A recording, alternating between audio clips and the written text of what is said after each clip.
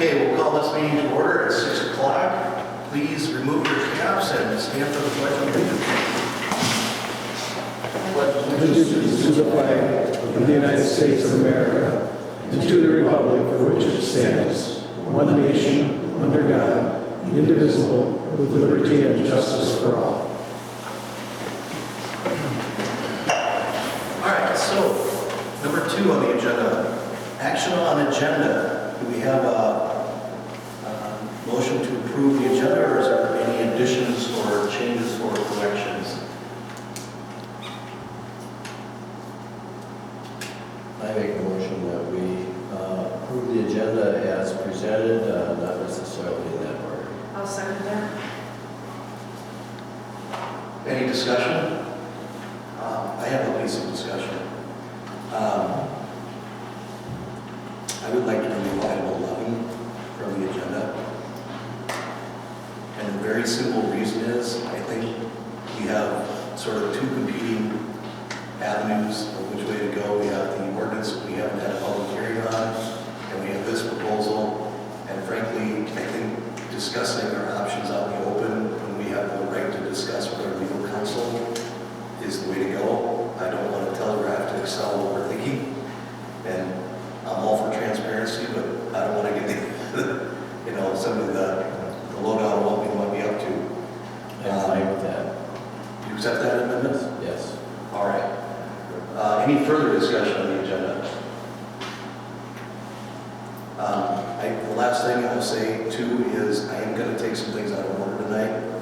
Without getting into it more, my wife is having a bit of a medical situation and family comes first, so I'm going to take just a couple things out of order that I need to leave, and I'm going to turn it over to Dan as the ranking board member. So with that, any further discussion? Hearing none, signify by saying aye. Aye. Aye. Rachel? She was there. I think she's good. All right, motion passes 4-0. So based on that, I do want to take a couple things out of order just so I can get tending to what I need to tend to. First, I'd like to hear public comment. Please only comment on things that are not on the agenda. Now that Excel is off the agenda, you're free to discuss Excel. Public comment. Public comment. Going once, going twice. Public comment. All right, closed. Discussion action on animal control bill for Ernest Seth. Ernest, are you here? He is not. The information is in your packets, board members. Do I have a motion? I have a motion that we do not eliminate the bill from animal control for Ernest. Is there a second? I'll second. Discussion? I would like some discussion on that.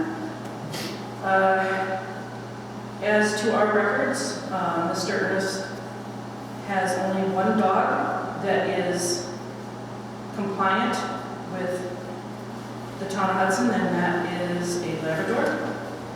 He does not have a license, dog license on the other animals at his residence. And when he was here last month, he said right out that I'd have to listen in, but it was 4 to 5 Pomeranians. So he said the dog barking couldn't have been from his dogs because they're just little Pomeranians. Okay, so my point being that he has 4 to 5 Pomeranians that are not licensed. And he admitted that here last month. So therefore, I don't feel that we should take away his bill from animal control. Supervisor, I'll just chime in. I was asked to review the records on the dog licenses, and they're not registered under Ernest Graff's. I don't know if there's any other individual that possibly registered those other dogs, but Would there be, but that address, they would have to be registered under that address. yeah, his was the only one I saw with the Labrador. There's a So motion has been seconded. Any further discussion? Yeah, just a couple of comments. I do have a concern that, we have a anonymous report, and therefore, there's, I guess, just from a proper standpoint of being able to, question his accuser. I think that in this case, I don't think it's a good idea that we would normally bill somebody, based upon an anonymous call. My recommendation is that going forward that we notify our animal control officer to not accept a report unless it's made by a person. And but that said, I think that there is concern about the fact that dogs, wear license, and I think that that's kind of prejudice the case. Dave, Rachel, you're on mute, by the way.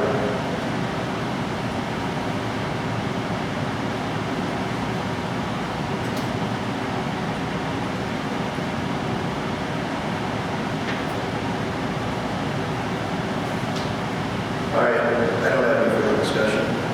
All those in favor of the motion by Susan and properly seconded to deny the furtherance of the bill, signify by saying aye. Aye. Opposed?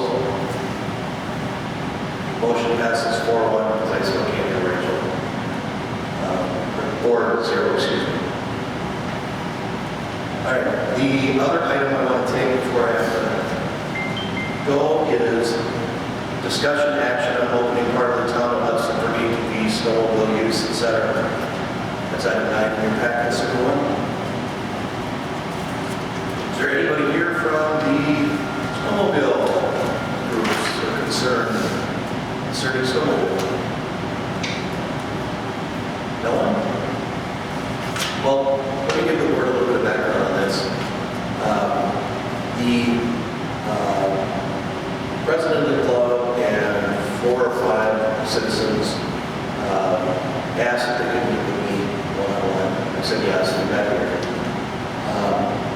And they came with a proposal and a map of basically the county.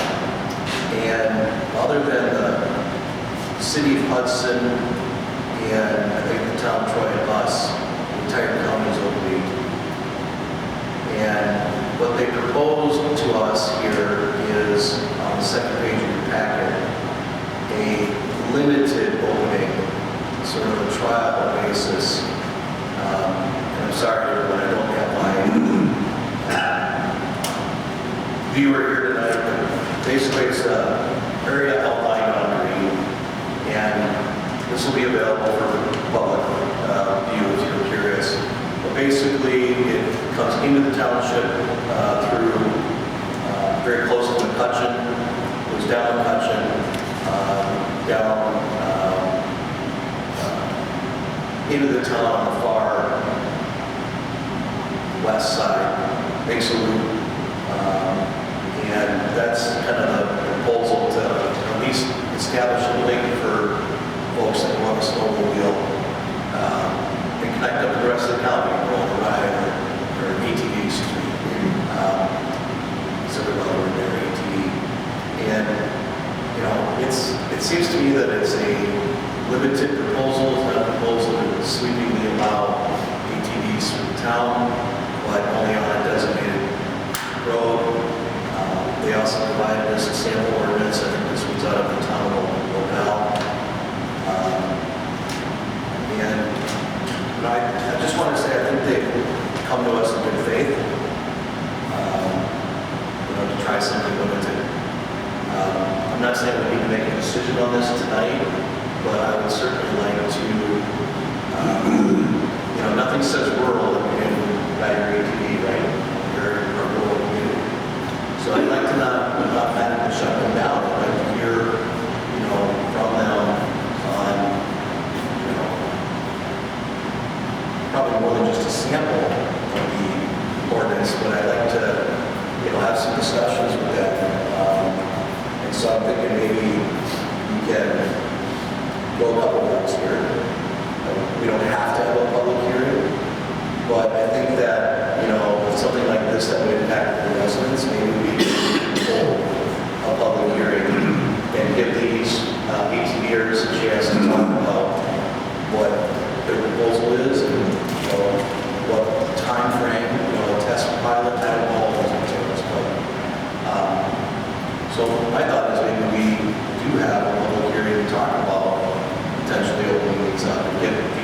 the citizens and, more information from the club, and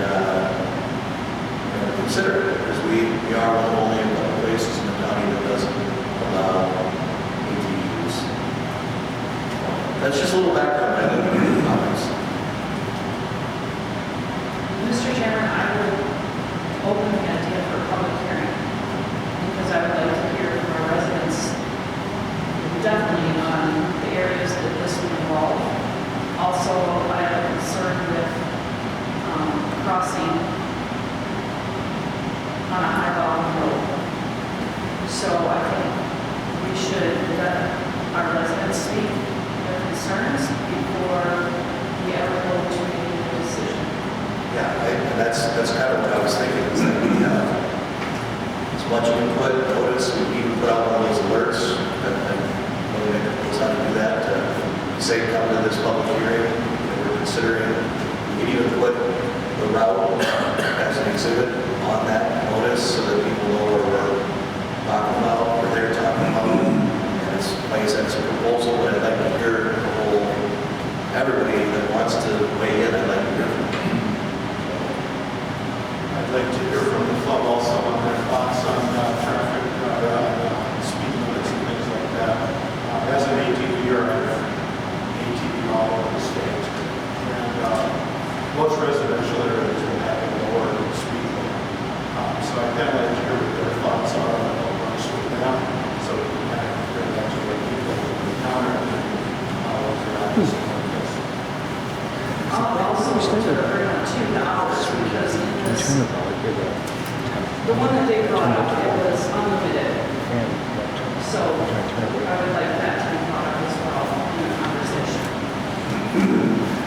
Well, it sounds to me, Susan, like from your discussion, that you would like to make a motion that we hear, hold a public hearing on the subject and give our residents adequate notice. Does that sound like your motion? I do. I don't want to make it, I might have to postpone it till February. Because of the holiday, I want to give everybody a true chance at being part of this. So we get discussion and everything. So yes, I would make a motion that we have a public hearing in February, notifying all the residents that are possibly in this area proposed. It is open to everyone, but especially these people that it might affect. I want to make sure that they are aware. And obviously, we need to give notice to the club as well. Yes. Yeah, I think that's great. And I do think, this proposed ordinance or the sample ordinance, I think, would be good to have in the material. And I would suggest that we do change it under item E, number 3, which says allow for the operation 24 hours a day. And then we change, hours of operation shall be limited to 5 a.m. to 1 p.m. Just so that it's not, emptying bars, kind of thing. Yes. Right, and then also the time of occupancy was March till December 15th. We're looking at a lot of snowing, and we have not the widest roads necessarily. So I would definitely want to highlight that area as well. The months that this is open to the ATVs. Yeah. All right, so I understand your motion. Our clerk will take notes that we're going to highlight hours of operation and seasonality. And we will give notice to those along the route as well as the club. So those kind of our understanding, right? And I think Mr. Barzell also brought up in speed. Speed. Just Yes. kind of their whole plan, how we're thinking about it. And speed. Okay. All right. Any further discussion on, well, Ezra going to second, technically. Second. Seconded by Dan Fosterman. Any further discussion? Hearing none, all those in favor of the motion signify by saying aye. Aye. Aye. Rachel? No, not there.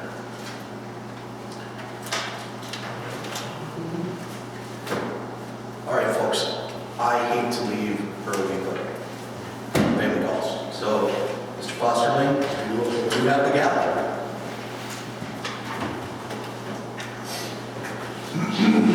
It's okay if I sit in the same spot?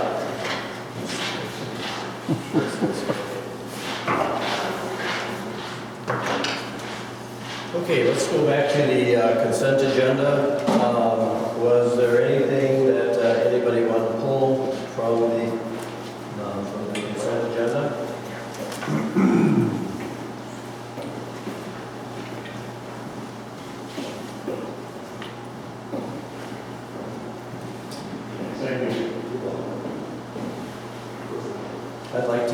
I'd like to actually pull out the November 18 minutes.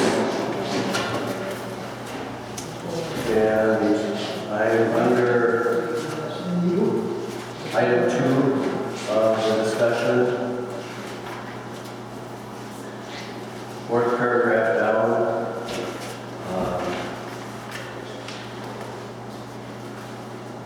I just have a few, I think there's another statement in there. So there's a sentence in the middle of that paragraph that says other businesses, and that sentence should start with the intent is that, and then it goes on other businesses. And then at the end of that sentence, I would put, but putting this in the youth oriented recreational district ordinance causes the change to apply only to the recreational facilities applying for special exception. That was my comment. And then the second to last paragraph,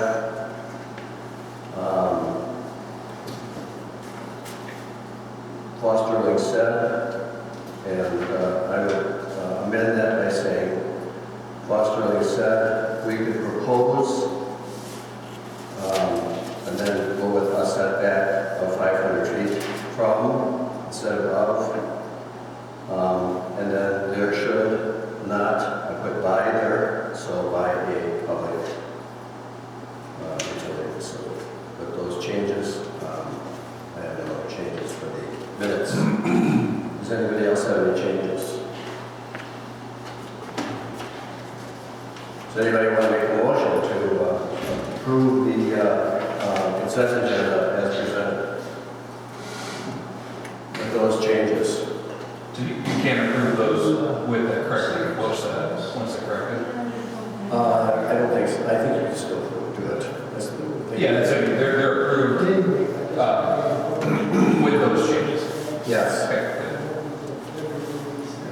So, I'll make again, a motion. okay, Susan makes a motion to approve the agenda with corrections. Second. Okay, I've got a second. All those in favor say aye. Aye. Okay. Passed. 3-0. Aye. Okay. Next item on the agenda, Chairman's report, we'll skip that, since he's not here. GFL Waste Management, item number 7. Let's take a look at that. All right, so I can kind of speak to that one. So we've had a couple of complaints of issues with waste management. A couple residents have called in about times that trash is getting picked up or forgotten, and kind of a lack of response from waste management. One of the residents that actually called went ahead and talked to GFL. And I think Mark, who's in the audience here, called me and we talked, and I suggested, hey, just coming in to say what can GFL provide. We do have a contract with Waste Management that is set through 2029 or to 2029. It doesn't appear that there's anything that's holding us to that other than giving notice if we do break. But they do have an exclusivity clause in there where they can be the only one. Either way, Mark's here and passed out some information on that. You also have in your binders what Waste Management is charging per resident, and I think maybe more the interesting thing is what it costs for fuel, depending on diesel prices. And that's one of the things I was wondering about because GFL will be out of Tiger City.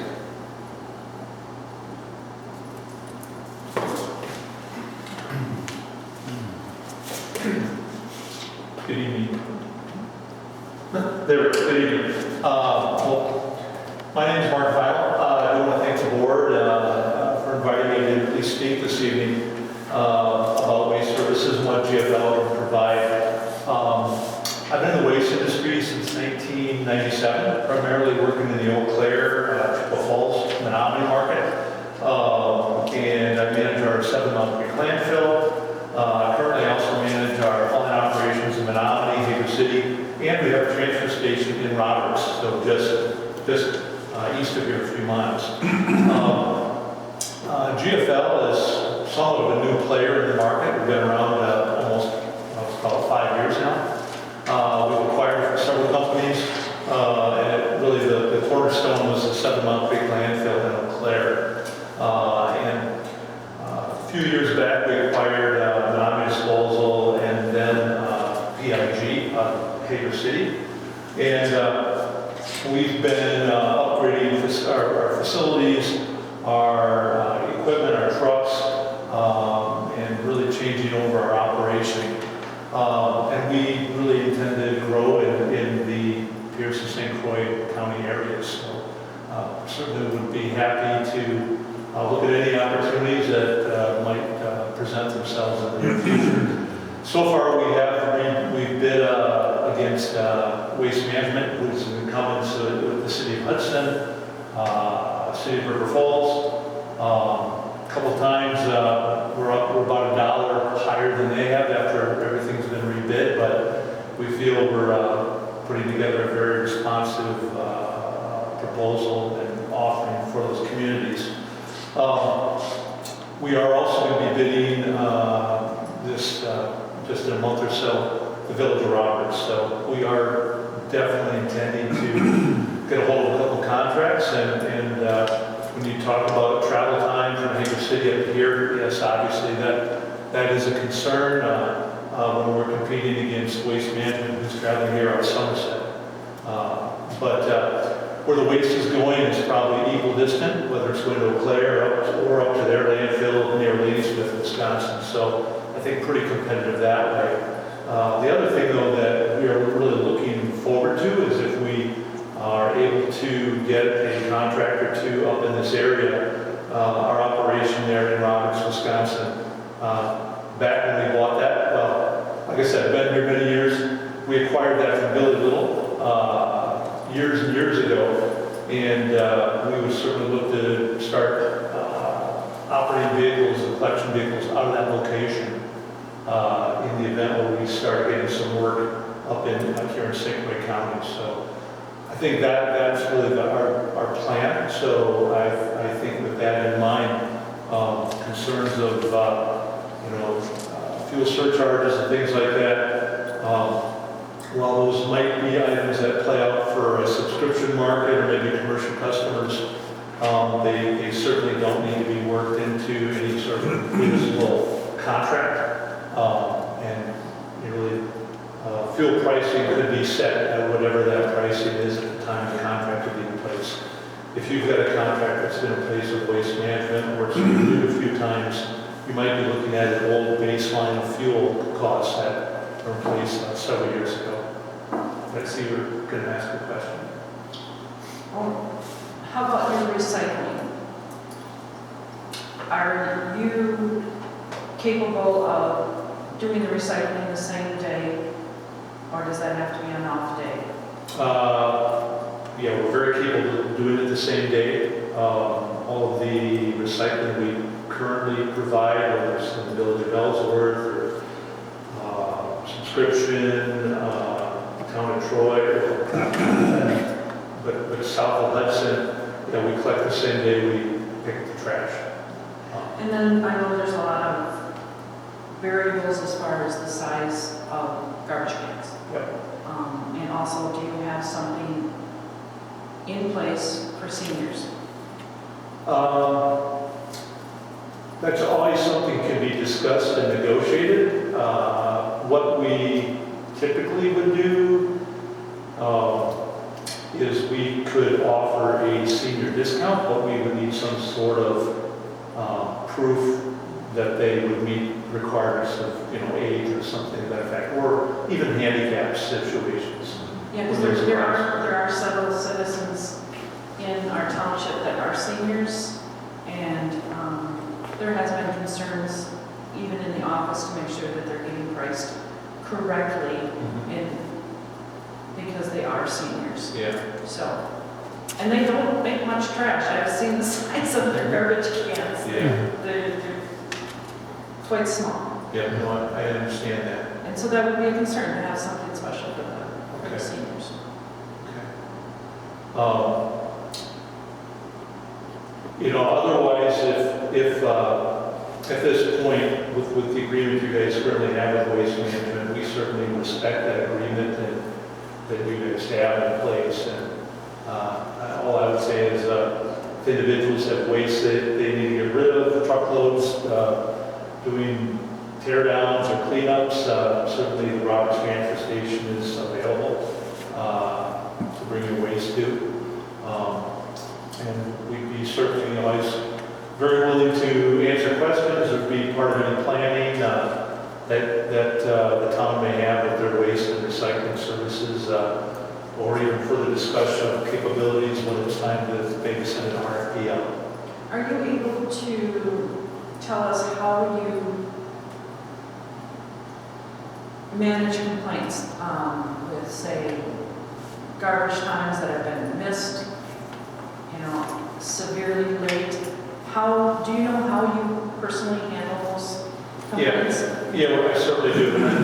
What we have is we have local reps, so we have local phone numbers and phone calls. It's calling reps in Hager City, or in Menominee, or we've got reps over in Chippewa Falls. We also work together with the same group where if there's overflow capabilities that we need, we can rely on the other group. But so we take calls and we will respond back and schedule directly either another day to pick it up, or if we're still in the community that day, we'll swing by and go ahead and pick it up that way at that time. But I understand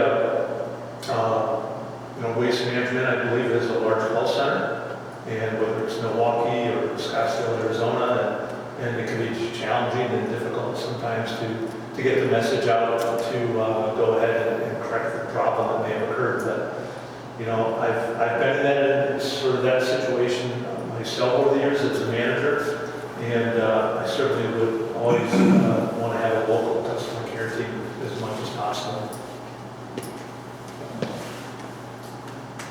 So you guys that are on the board, I'm not a town resident, but I think there used to be previous brush pickup in the town.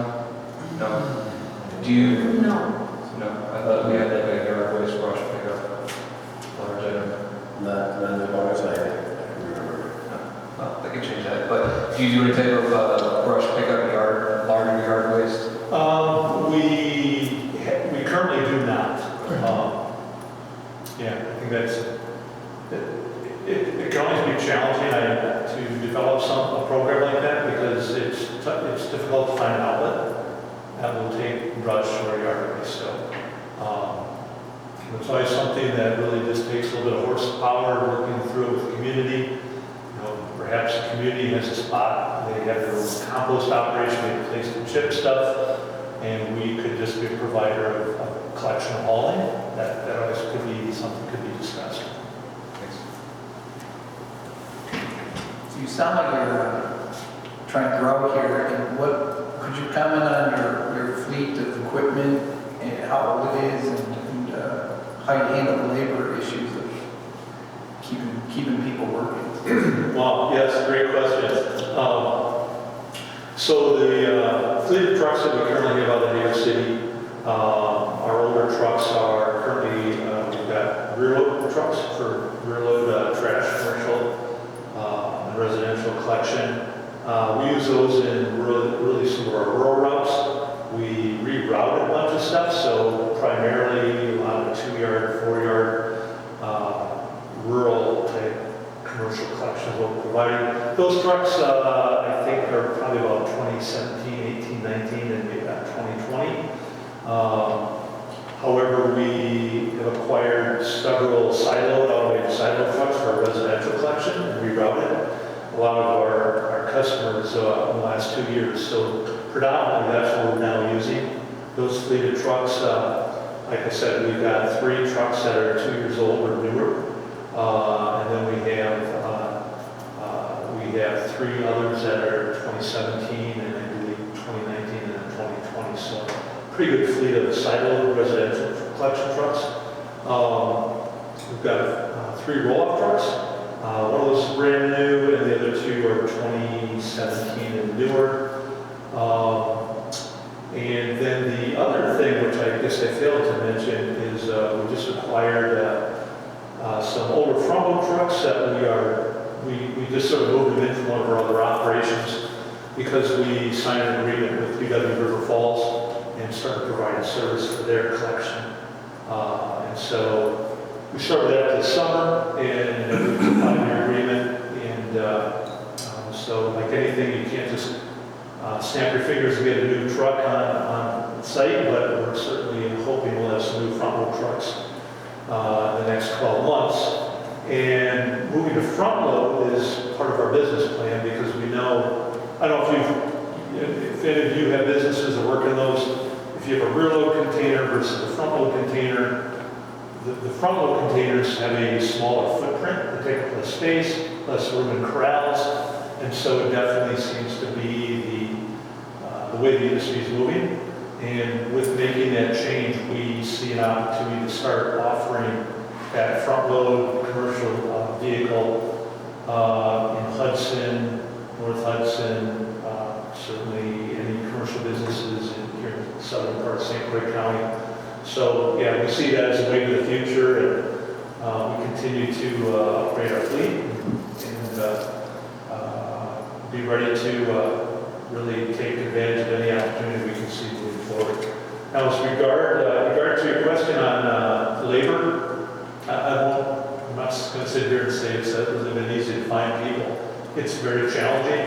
That's one reason we're going with more automated equipment, so that people my age can continue to work in the waste industry. And I'm not kidding. I'd say probably 50% of our staff are probably 53 years or older. And finding younger people that want to go work in the waste industry is definitely challenging. But as soon as we took over, we have increased our wages.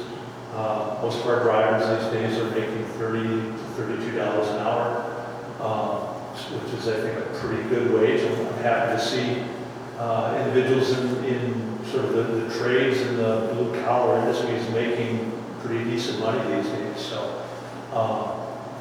I expect we'll continue to see wage increases being fairly aggressive for those in the waste industry.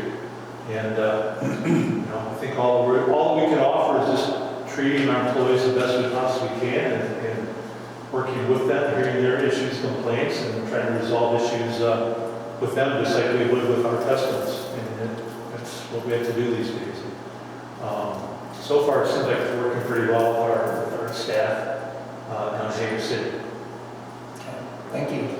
Yeah, you're welcome. If you take on a new client, like if we were at some point to switch over to you guys, what would the kind of the timeline or lead time be in order to be able to scale up and implement the operation for our town?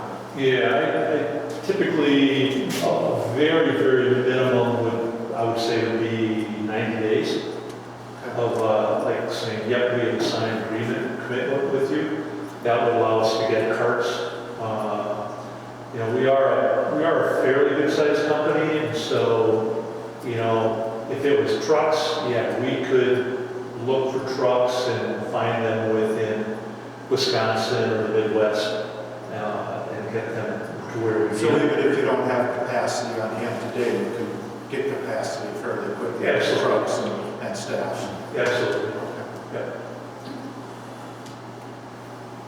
Are you familiar with the service that we have from Waste Management here as far as garbage and recycling schedule that they have? No, I'm really not too familiar exactly with what we have. So we have weekly pickup, different size cans available, and then bi-weekly recycling.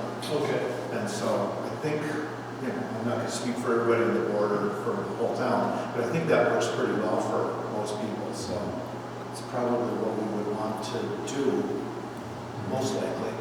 So just your thoughts on that. Or if you have alternatives that you want to propose, I'd be interested. Yeah, I mean, from my perspective, we're very willing to work with you and if we're going to bid something that you're asking us to bid on, we're obviously going to let you know if we can do it, if we can't do it. Now, as far as the weekly trash, that's standard. as far as weekly or every other week recycling, we're prepared to do either one. You know, it's not that big of a difference from our perspective. I think to make things easiest for everybody from a recycling standpoint, just making sure you've got a large enough container for recycling, whether you're doing the weekly or if you go every other week. I think that's really important. Just make sure that, and I think being uniform really does help. So whether everybody has a 65 gallon or a 95 gallon cart for recycling, I think we would always ask that everybody gets the same one. When you start giving everybody opportunities to have different size recycling containers and swap it out, change it out, suddenly you're adding cost to everything. So I guess from an industry perspective, it does seem like if you are looking for your best value from purely dollars and service, I would think, it would be to get the largest recycle container you could have and go every other week. By doing that, you are cutting your travel time and cost for operating vehicles down by probably about 25%. So, I mean, that could be reflected in any sort of bill.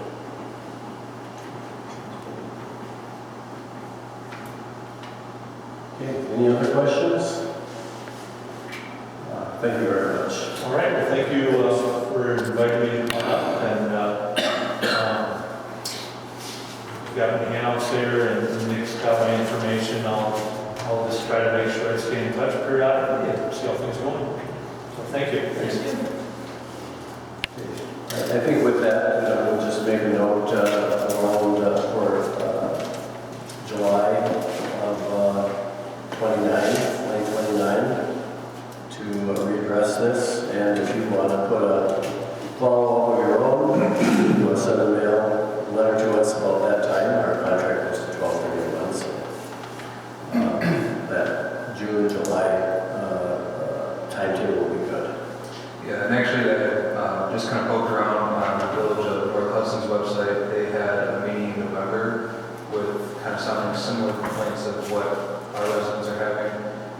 And they had a meeting last night where they had a rep from Waste Management come in and address it.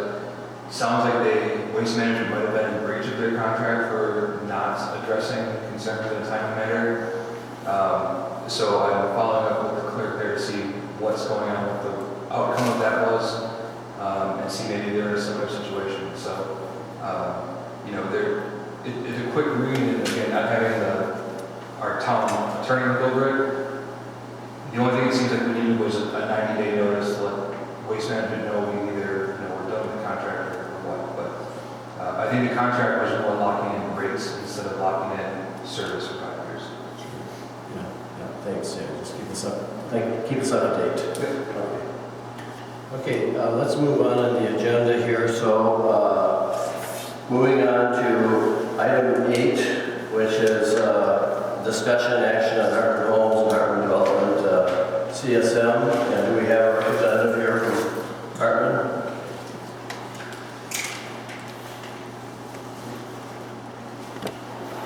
Hi, members of the board, good evening. I'm Doug Soller. I'm the land surveyor. I work with Consulting Associates. Haven't done a whole lot of work in a while, so many of you are really new faces to me, but I've been around here for like 35 years. So,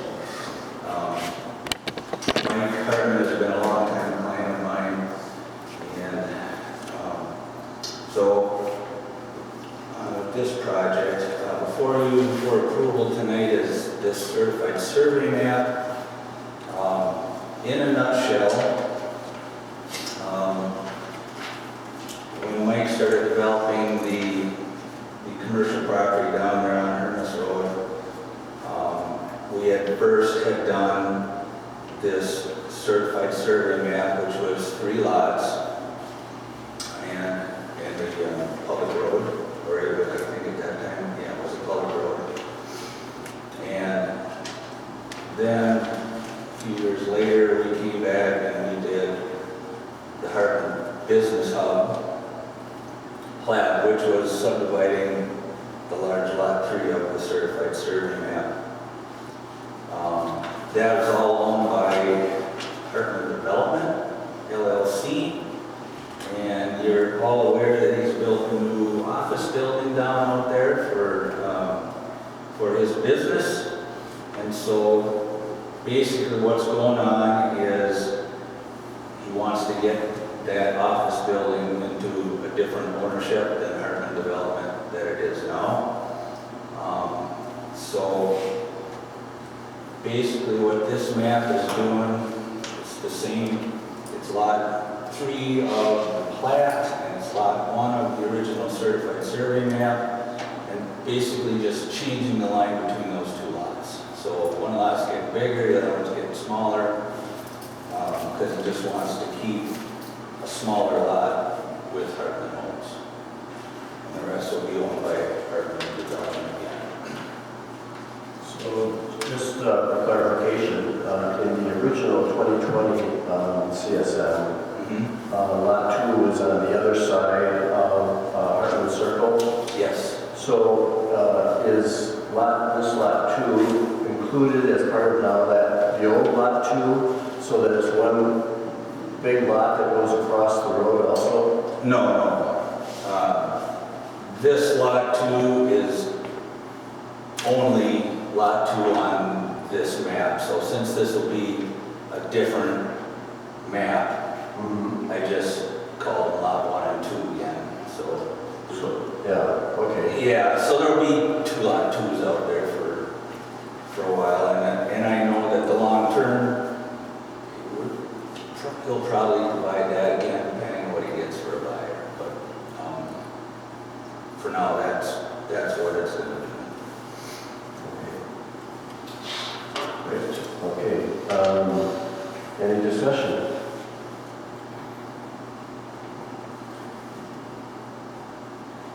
Anyone want to make a motion to accept the CSM as presented?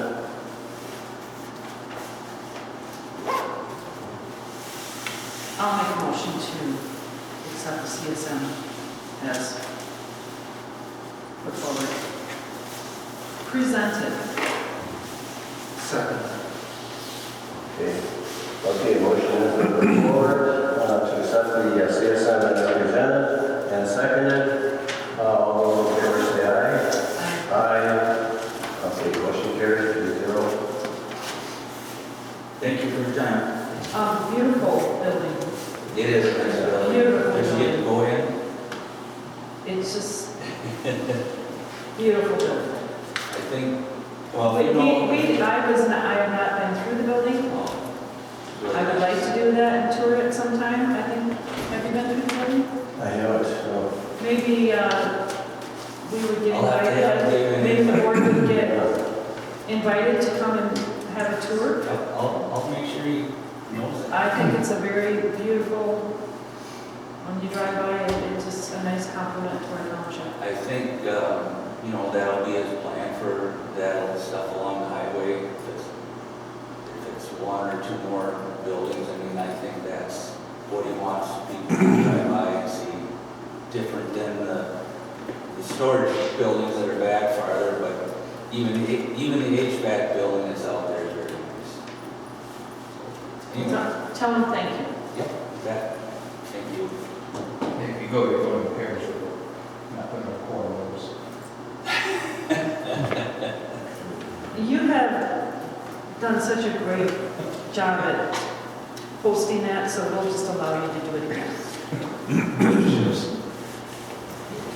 So moving to item number 10, discussion and action on Town of Hudson Lawn Care Services, fertilizer mowing in 2026. And Mr. Hadlos, do you want to address that? Yeah, so Susan had asked that we look into what we are paying True Green just for the fertilizing of the town hall lands. And at last look at the bills that we had through June through August of this year, it was roughly just over $4,700 for those 3 months. Did get some other quotes that were back, waiting on one but never got back to me. The consensus is a lot of these other local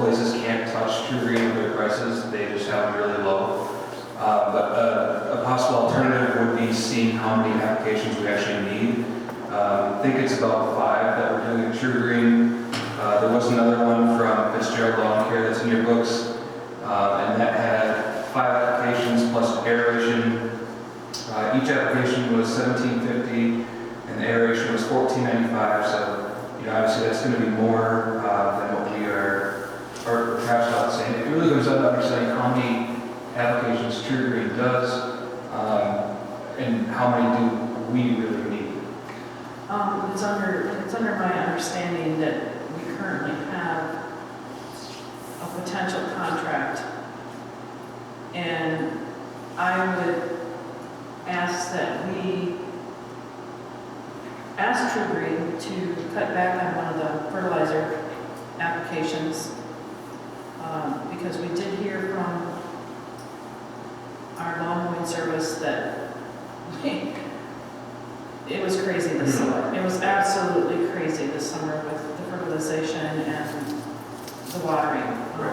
And before we sign that next contract for next year, I would like to ask them to cut off one of those fertilizations. The application that the one maintenance guy was specifically referencing was the fall application for the winterizer. That was one they thought was unnecessary. I think it was done in September or something. Yeah, when we talked to Blade Runner, he was having trouble this summer just keeping up because He was here a lot. he was here a lot, and he is the one that mentioned to us that we are really getting it overdone. Looks good. Oh, it looks beautiful, but I think we might be able to compromise a little bit, and I would like to have True Green compromise with us. It was kind of an exceptional season though from water. It was spaced out nicely.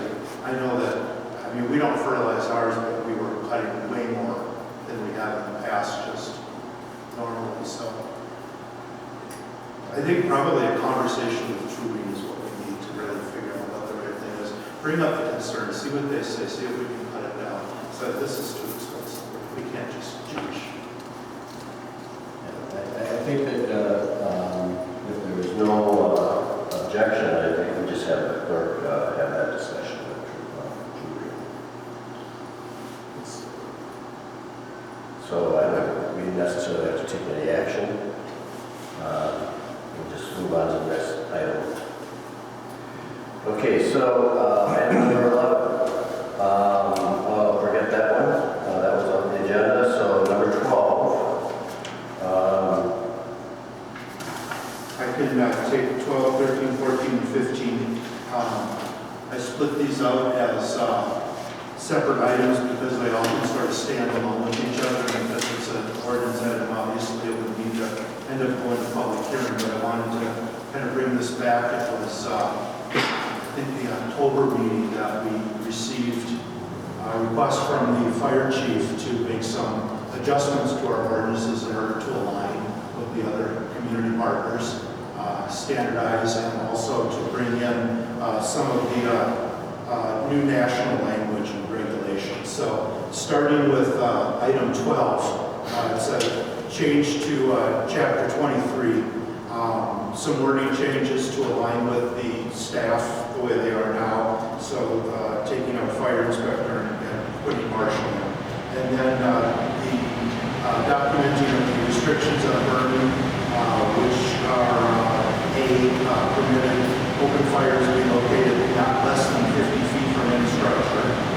That's open fires. And then the next one covers fires that are recreational, where they're in a containment fire pit of sorts, or rock ring or whatever. Needs to be 25 feet from the structure. And there's an area, I should say, 25 feet of structure or combustible materials. And then C, conditions that cause a fire to spread within 25 feet of the structure shall be eliminated prior to ignition. Fires must be attended by at least one person 18 years or older. And E, fire extinguisher or water shall be available at all times. So I think these are pretty common sense, and my read on it was that my recommendation would be that we would move this forward.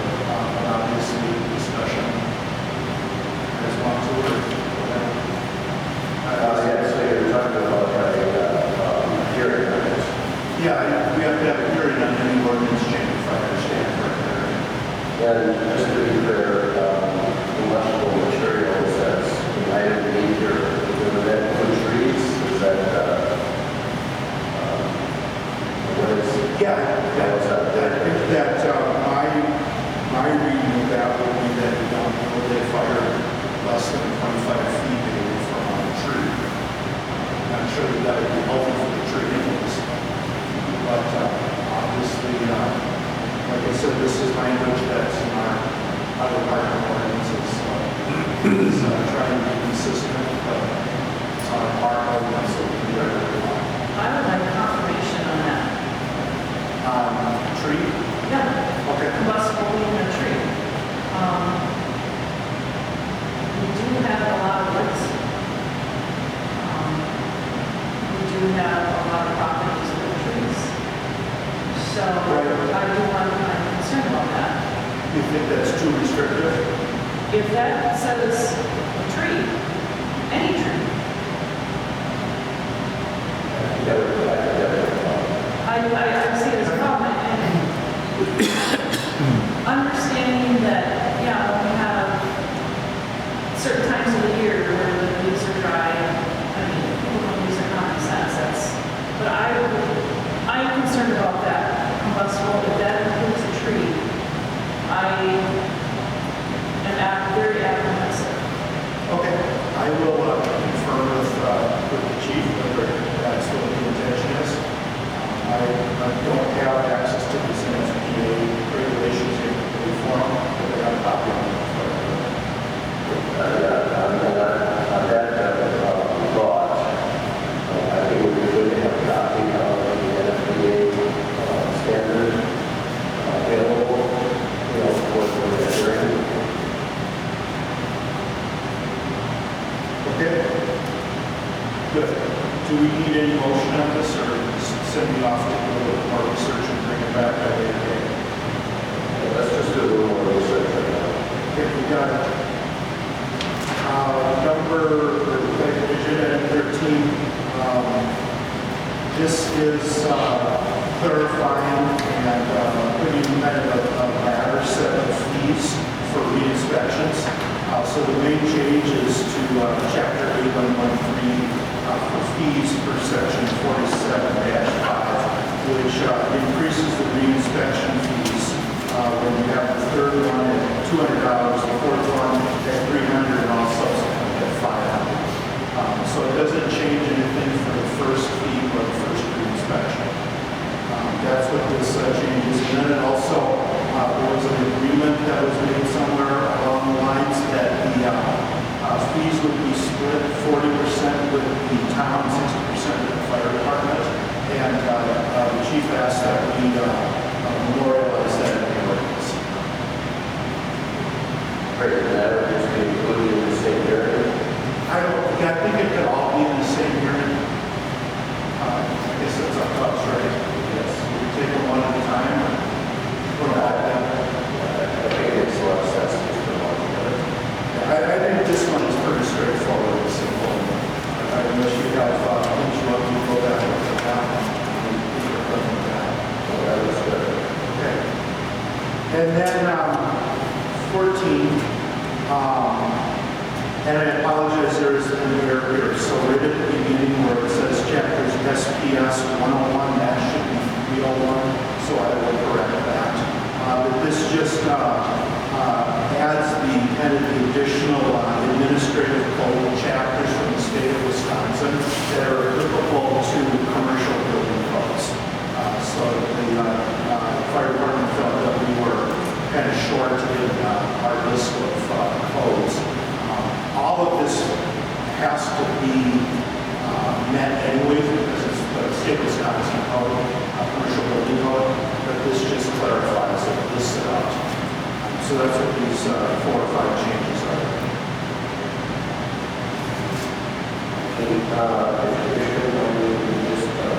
Here, item number 15. Sure. So item 15, I think, is the one that's harder. This was originally about 12 pages long of ordinances that the city had, code that the city had regarding unit for commercial.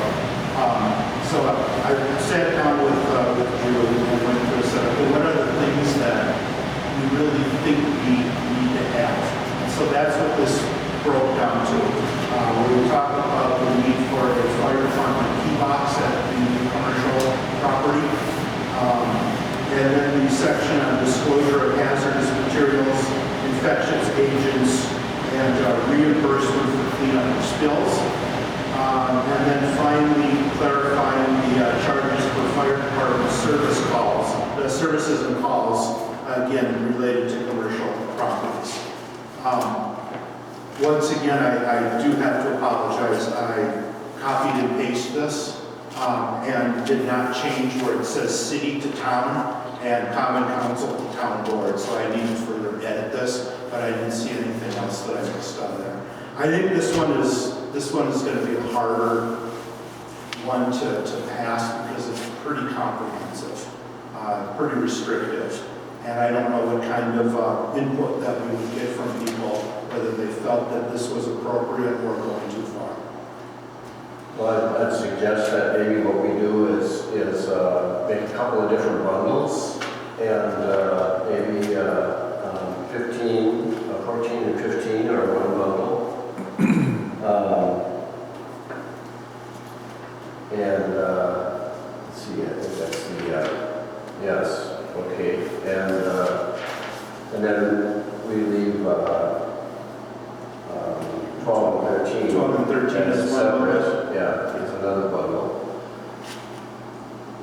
That would make it easier, I think, to understand it, or just not to have too much to be too overwhelming. I agree. So, at this point in time, is it the will of the board that Mr. Erdesol make the corrections as necessary, and that we set up a hearing for the adoptions to the commercial building code?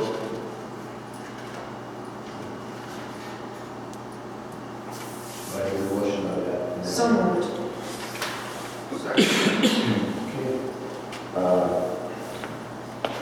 Motion is that we will go ahead with a hearing on the two items relative to the commercial code changes.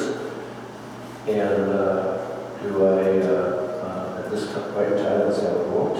So all those in favor say aye. Aye. Aye. Okay, passed 3-0.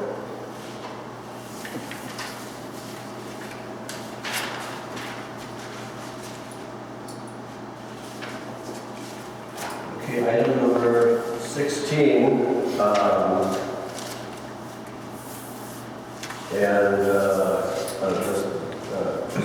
if you want to.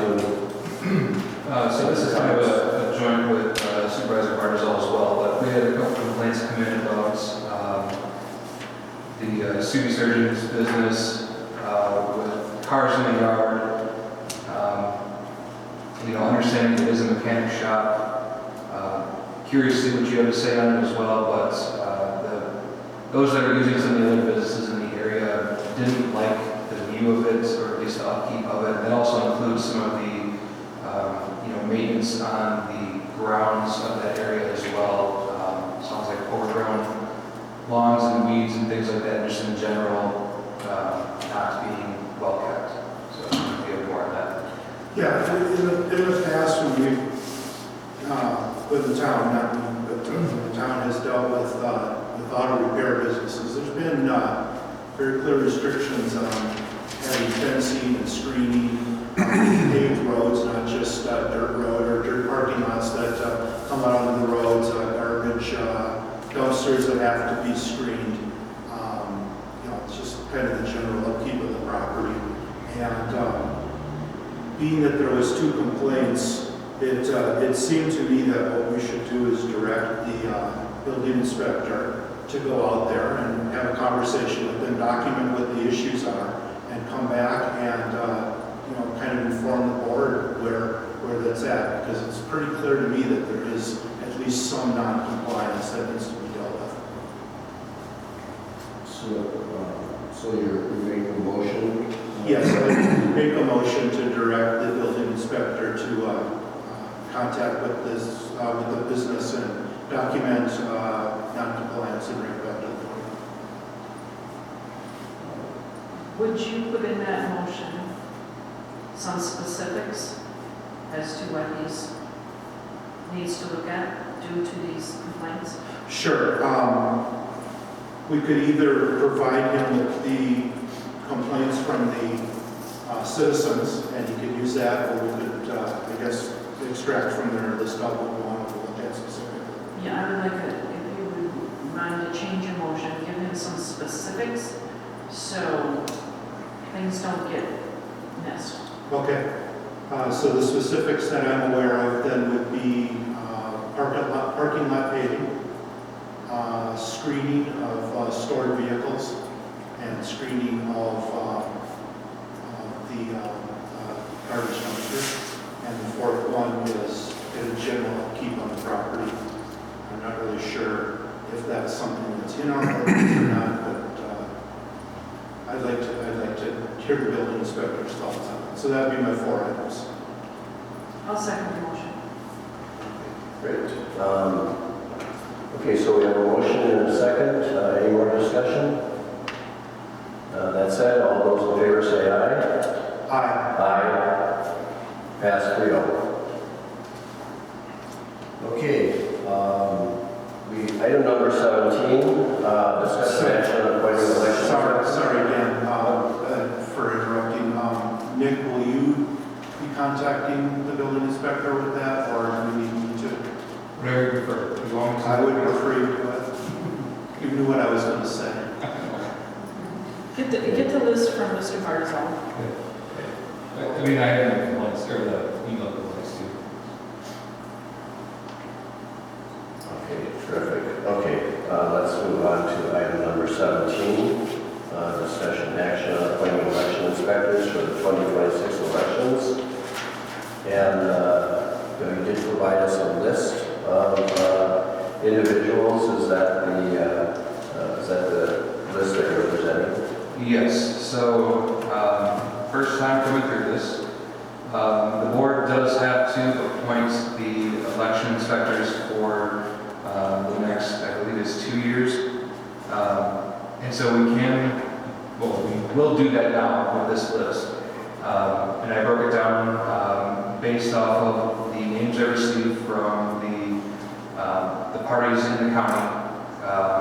For the first, all of the nominations from the Democratic Party were contacted, they were on board, and the Republican Party gave me about 12, and I got 10 of them at least to answer or come back. And then I also added some unaffiliated in the event that someone can't make it. And so the way that the statute is written, I have to exhaust both of those nomination lists first. I would say in good faith, I try to contact all of them on the Republican list. I do have a vast majority, and a lot are coming back as repeat election inspectors, which is great.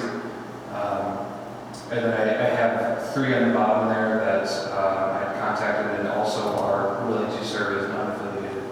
But trying to stay within what the statute has, I believe that the number of workers, I guess I'm just looking at determining, I believe it's probably 7 or 5. But it's heavier on the Republican nomination appointees here because they won the last general election, or at least in the town.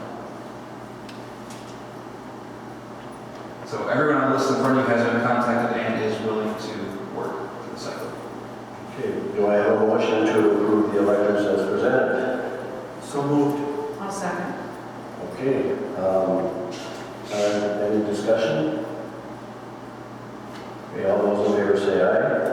Aye. So it's passed 3-0. And last item is communications and items for future agendas. Does anybody have any recommendations for that? I did present one to our clerk already. Anybody else? Okay, with that, do I have a motion to adjourn? I move to adjourn. I second. Okay, all those in favor say aye. Aye. Aye. So moved, and the meeting is